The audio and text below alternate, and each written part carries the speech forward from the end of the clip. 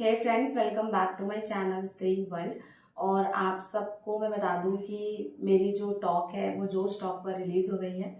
आप में से जितने लोगों ने नहीं देखा है जाइए और देख लीजिए। और बहुत सारे लोगों ने देखा भी है और बहुत प्यारे प्यारे कमेंट किए हैं फ्रेंड्स। और ये जो वीडियो ये प्योर मैं डाल रही हूँ, मैं अपने इमोशंस आपके साथ शेयर कर रही हूँ क्योंकि अ, हर चीज़ तो मैं आपके साथ शेयर करती हूँ। और आज मैं थोड़ा इमोशनल हूँ जब जोश टॉक पर मेरी वीडियो आ गई है उसके बाद।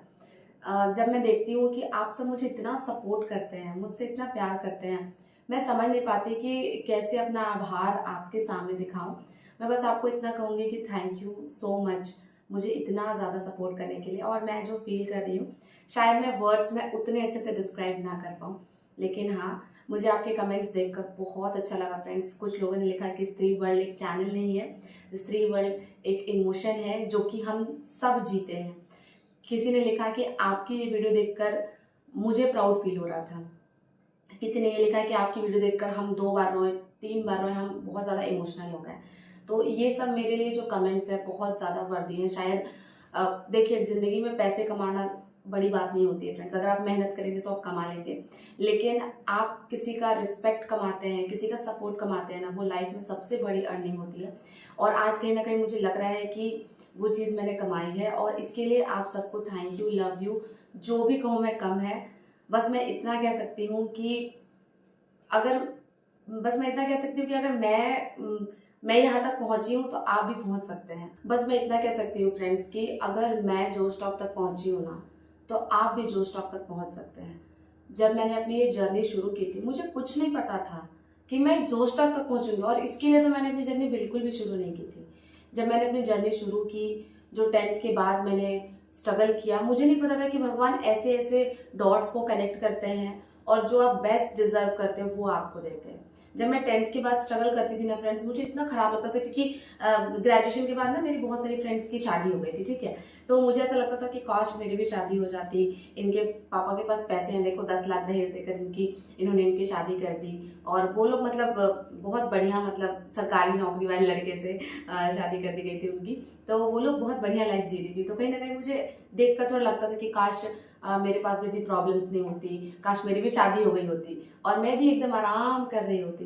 लेकिन सच बता रही फ्रेंड्स, पता नहीं था कि मतलब उस टाइम का स्ट्रगल, मतलब उस टाइम पे जो अंधेरा है वो आगे जाकर इतना बड़ा जैकपॉट मेरे लिए भगवान ने रखा है, ये मुझे बिल्कुल नहीं पता था। तो इसीलिए मैं आपको कहूंगी कि जो आपकी जर्नी है ना, उसमें बिलीव कीजिए, विश्वास कीजिए कि आपको जो स्ट्रगल मिल रहा है, ठीक है बहुत ज्यादा होगा, लेकिन उसके बाद ना बहुत बड़ा होने वाला आपकी जिंदगी में। बस शर्त यह है कि आपको हार नहीं मानना है।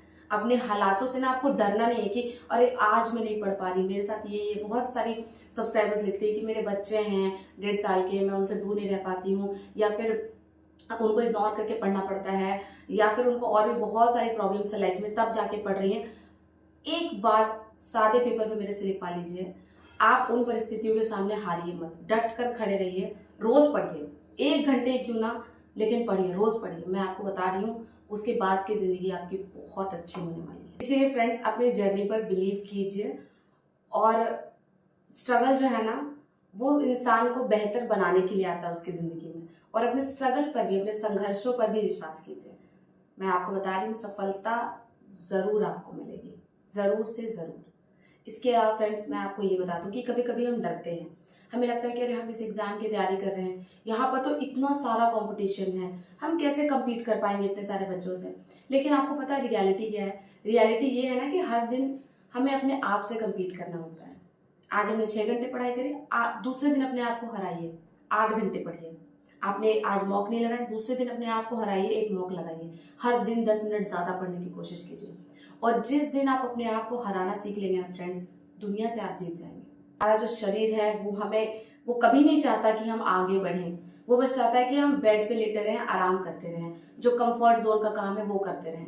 स्पेशली मैं लड़कियों को कहूंगी कि आप जो कंफर्ट जोन में रहती है, आप सोचते हैं कि झाड़ू पोछा बर्तन से जिंदगी चल जाएगा, नहीं चलेगा आपका।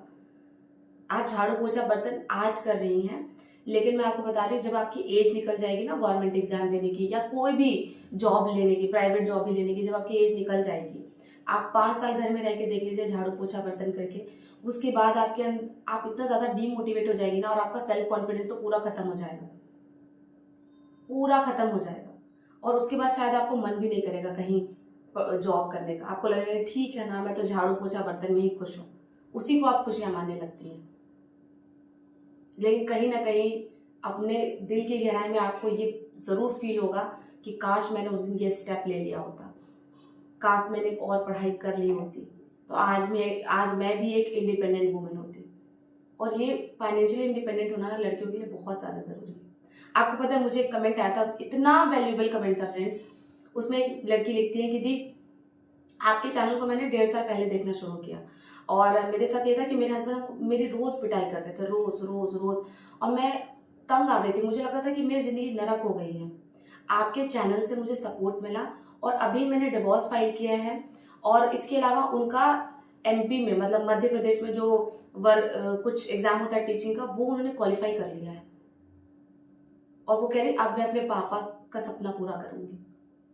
और ये सब जो कमेंट आते हैं ना मुझे लगता है कि अगर किसी लड़की की स्थिति बहुत खराब है और उसको मेरे चैनल से थोड़ा मोटिवेशन मिल रहा है, तो फिर क्यों ना ये काम किया जाए। आपको पता है, जो बाकी लोग होते हैं ना, लाइक जो वीडियो के सामने देख के ऐसे गाना वाना गाते हैं, लिपसिंग करते हैं, उनका चैनल ना बहुत जल्दी ग्रो कर जाता है।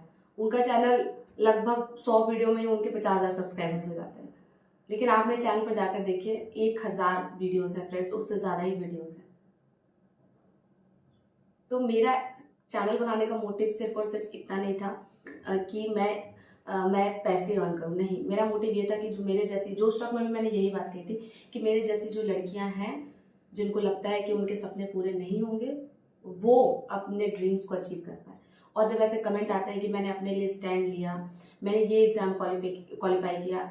एक कमेंट मुझे आया था कि शादी के 14 सालों के बाद मैंने पढ़ना शुरू किया और मैंने फर्स्ट ईयर में CTET निकाल लिया, थैंक्स टू योर वीडियोज़। तो ये चीज़ ना मुझे बहुत ज़्यादा प्राउड फील कराती है, क्योंकि मुझे ऐसा लगता है कि अगर मैं एक भी लड़की की ज़िंदगी में थोड़ी सी भी पॉजिटिविटी ऐड कर पाऊँ, तो मेरा यहाँ पे जन्म लेना ना इस धरती पे सफल हो गया। मैं लड़कियों को ये कहना चाहूँगी कि फ्रेंड्स, कि आपको किसी भी तरह का बंधन महसूस होता है, चाहे अपने घर में, चाहे ससुराल में, चाहे सोसाइटी में, आप पढ़िए, क्योंकि एक पढ़ाई ही ऐसी चीज़ है ना जो आपको सारे बंधन से आज़ादी दिलवाएगा। आपको ये लगता है कि आपकी कोई वैल्यू नहीं करता, कोई रिस्पेक्ट नहीं करता, आपको ना चाहते हुए बहुत ज़्यादा काम करना पड़ता है, घर में सबकी सेवा करनी पड़ती है, उसके बाद भी लोग आपसे मिसबिहेव करते हैं, पढ़िए। आपको ससुराल में चाहे जितना भी दुख मिले, सब की आज़ादी आपकी पढ़ाई है। आपको ये लगता है कि आप ऐसा ड्रेस नहीं पहन सकती, अगर ससुराल में सूट नहीं पहन सकती, आपको ज़बरदस्ती सर ढक के रखना है, पढ़िए।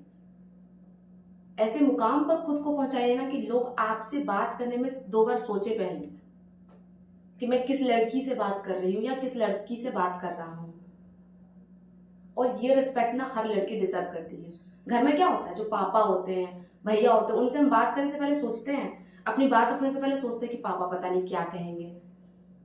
वो रिस्पेक्ट हमें भी चाहिए कि हमको भी ना कोई ऐसी आके 2 बात सुना के ना चल जाए। ऐसी लाइफ किसी भी लड़की को नहीं चाहिए। और इस रिस्पेक्ट के लिए ना मेहनत आपको करनी पड़ेगी। घर में पापा की ज्यादा इज्जत होती है, बच्चे उनसे डरते भी हैं, है ना। और मम्मी को तो दादा दादी सब लोग 2-4 बात सुना देते थे। ये तो मैंने अपनी आंखों से देखा है, कितनी बार मैंने अपनी मम्मी के लिए लड़ाई की है। रीजन सिर्फ एक होता है फ्रेंड्स, कि मदर्स जो हैं वो अर्न नहीं करती हैं फैमिली के लिए, फैमिली के लिए बहुत सारा त्याग करती है, लेकिन फिर भी उनको कोई वैल्यू नहीं मिलती है। और आपको भी वैसा नहीं बनना है। आपको अपने लिए अर्न भी करना है, अपनी फैमिली के लिए भी अर्न करना है, और वो रिस्पेक्ट और पैसे दोनों अर्न करना है। और बस इतना कहूंगी कि ये सब पॉसिबल है। अभी आप चाहे जिस भी सिचुएशन में रहे, आपको ऐसा लग रहा होगा कि पता नहीं होगा या नहीं। मैं आपको बता रही हूँ, जब मैंने 2 साल पहले पढ़ना शुरू किया था ना शादी के बाद, नहीं पता था भाई, नहीं पता था कि कौन सा एग्जाम क्वालिफाई होगा, बस पढ़ती थी। और उसी वजह से मैंने फिर KVS में भी अच्छा स्कोर कर लिया था।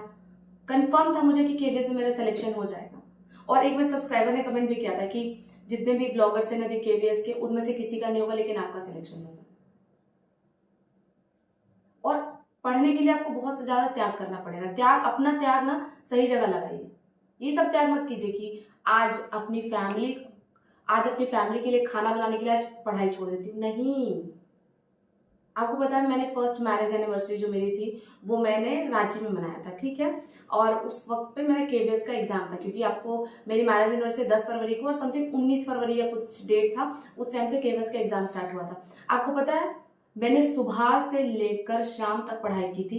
मेरे हस्बैंड ने और मेरी बहन ने, उन दोनों ने जाकर रेस्टोरेंट में जो भी थोड़ा सजाया था, थोड़ा अरेंजमेंट किया था, लेकिन मैंने ये नहीं कहा कि मेरी आज एनिवर्सरी तो मैं एंजॉय करूंगी। और रात को 8 बजे उन्होंने मुझे कॉल किया और तब मैं गई थी वहां।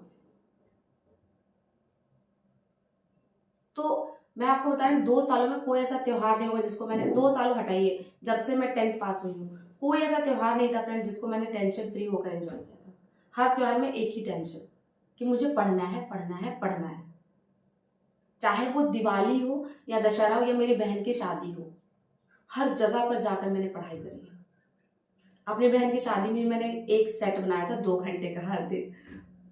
इतना कंट्रोल अपने ऊपर किया था। क्यों? क्योंकि मेरे जैसे जिंदगी के लिए सांस इंपॉर्टेंट है ना, मेरी नौकरी इंपॉर्टेंट हो गई थी कि अब मैं पीछे नहीं हट सकती, मुझे ये जॉब चाहिए तो चाहिए, और ये जुनून आपके अंदर भी आना चाहिए। और जब आपके अंदर ये जुनून रहेगा ना कि करना है तो करना है, मैं आपको सच बता रही हूँ आपका दिमाग अलग तरह से काम करेगा। जब हम देखते हैं ना अपने आगे अपने सामने की जितनी भी दीवारें हैं कि अरे ये नहीं कर सकते ये नहीं कर सकते, ये सिर्फ एक मेंटल ड्रामा है। आपका दिमाग ड्रामा कर रहा है ताकि आप पढ़ने से बच जाए, क्योंकि हमारा दिमाग चाहता नहीं है कि हम कुछ ऐसा अचीव करें, क्योंकि हमारा दिमाग लेजी है। वो कभी नहीं चाहता कि हम मेहनत करें, वो चाहता है कि बस अपने कंफर्ट जोन में रहो और अपना रोना रोते रहो कि मेरे साथ तो ये हो गया वो हो गया वो हो गया। जब किसी के फादर की डेथ होती है ना, तो बहुत लोग ये सोचते हैं कि अब मैं क्या करूंगी, अब तो मेरे साथ कोई नहीं है, मेरे सिर के ऊपर कोई नहीं, अब तो मैं अनाथ हो गई। लेकिन कुछ लोग ऐसे होते हैं जो सोचते हैं कि अब मेरी जिम्मेदारी और बढ़ गई है, अब मुझे और सीरियसली काम करना होगा। और मैं ऐसी ही लड़की थी, मैंने अपनी जिम्मेदारी को और बढ़ाया और सीरियसली ट्यूशन पढ़ाया। आप भी ऐसे बनिए। अगर आपके पास पैशन है ना फ्रेंड्स, आपके अंदर जुनून है, मेहनत है और कंसिस्टेंसी है, बस 3 चीज चाहिए, आपको सक्सेसफुल होने से कोई नहीं रोक सकता, कोई भी नहीं। अब मैं ये नहीं कहूंगी कि एक गवर्नमेंट जॉब ले लेना बहुत बड़ी बात होती है, लेकिन हाँ, जिनकी फैमिली हिस्ट्री में किसी की गवर्नमेंट जॉब नहीं है ना, उसकी हो जाए तो उसके लिए बहुत बड़ी बात होती है। मेरे लिए तो बहुत बड़ी बात है, क्योंकि ऐसी एजुकेशन मुझे मिली नहीं है कि कोई मैं स्टार्टअप कर पाऊँ। आपको पता है कि इंडियन एजुकेशन सिस्टम कैसा है, तो मेरे लिए गवर्नमेंट जॉब बहुत इंपॉर्टेंट था, और मुझे पता है कि मेरी तरह बहुत सारी लड़कियों के लिए बहुत इंपॉर्टेंट है। अब मैं 1-2 कमेंट डिस्कस करना चाहूंगी फ्रेंड्स, जो कुछ लोग कर रहे हैं। लाइक एक कमेंट आया था कि एक लड़के ने लिखा था कि 50% आरक्षण का असर जो है वो दिख रहा है। तो सबसे पहले मैं आपको एक बात बता दूं कि ऐसा नहीं है कि ये मैंने पहला एग्जाम क्वालिफाई किया है, मैंने बहुत सारे एग्जाम क्वालिफाई किए हैं और उसमें किसी भी तरह का आरक्षण नहीं था। दूसरी बात ये कि एक आपने अभी मैं बार बार एग्जाम्पल देती हूँ, आरजीकर मेडिकल कॉलेज में जो एक लड़की के साथ हुआ, आप कभी सोचते हैं कि किसी लड़के के साथ ऐसा क्यों नहीं होता है? आपको ये बात पे सोचना चाहिए। दूसरी बात ये कि अगर कोई बहू होती है ना, तो उसको घर में सारा काम करना पड़ता है। मैंने आज तक इंडिया में कहीं नहीं देखा कि ससुर खाना बना रहे हैं, देवर बना रहे हैं या हस्बैंड खाना बना रहे हैं। खाना बनाना ना लड़कियों के हिस्से में आ जाता है, और बेचारी अगर वो खाना बना के थोड़ा कुछ पढ़ती भी है तो उसमें भी उसको ताना मार दिया जाता है कि पढ़ लिख के कलेक्टर बनेगी क्या, और इस तरह के ताने। और अगर पढ़ने की कोशिश भी करती है ना, तो बहुत सारे लोग जो है वो तरह तरह से उसको टॉर्चर करने की कोशिश करते हैं।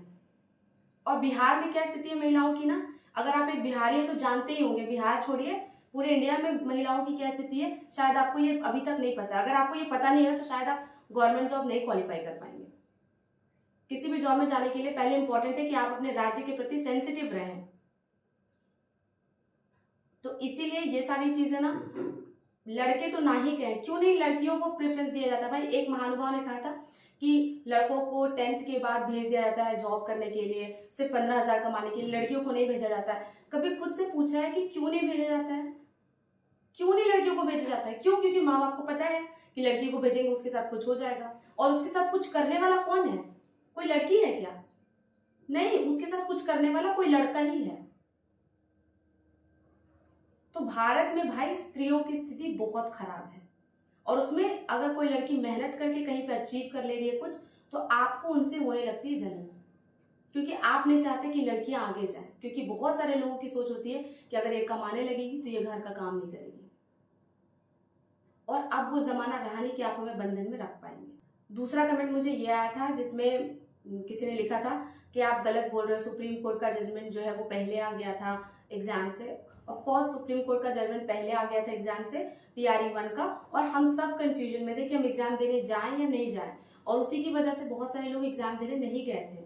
लेकिन BPSC ने ये क्लियर नहीं किया था कि B.Ed वालों को बाहर किया जाता है या B.Ed वाले एग्जाम नहीं देंगे। उन्होंने सभी B.Ed कैंडिडेट को अलाउ किया था एग्जाम देने के लिए, और हम सब एग्जाम देने गए थे। और उसके बाद TRE 1 जो बिहार में सब लोग कह रहे थे कि बिहार में जो वैकेंसी है वो सुप्रीम कोर्ट के जजमेंट से पहले आई है तो इस पर उसका असर नहीं होगा, और यही कंफ्यूजन में हम बहुत सारे लोग बहुत दिन तक रहे थे। और उसके बाद जाके धीरे धीरे चीजें क्लियर हो रही थी, और तब जाके अंत में पता चला था कि B.Ed कैंडिडेट जो है उसको सुप्रीम कोर्ट ऑफिशियली बाहर कर देती है,